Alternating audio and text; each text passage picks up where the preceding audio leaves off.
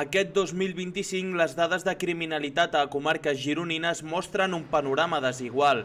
Entre gener i juny s'han registrat 23.859 infraccions penals, pràcticament les mateixes que l'any passat, però amb canvis importants segons el tipus de delicte. Les violacions han crescut prop d'un 40% i freguen ja el centenar en només 6 mesos.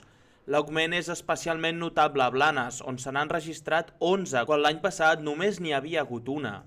També pugen la resta de delictes contra la llibertat sexual amb un 18% més de casos. En canvi, baixen amb força les estafes informàtiques, que malgrat ser molt habituals han caigut un 17% respecte a l'any passat. També es redueixen els robatoris amb violència i intimidació, un 14% menys, i els robatoris en domicilis ho fan lleugerament, amb un 0,9% de descens. El furt, en canvi, continua sent el delicte més comú, 6.292 en mig any, un 2,4% més.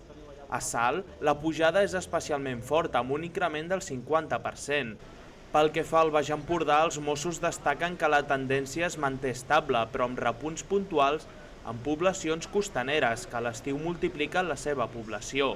A Sant Feliu de Guíxols i Palafrugell, els furts i robatoris en temporada alta continuen sent el principal repte policial, tot i que a la comarca també hi ha hagut una presència destacada de ciberestafes. Finalment, preocupa l'augment dels assassinats en grau de temptativa, que han passat de 14 a 21 a la demarcació.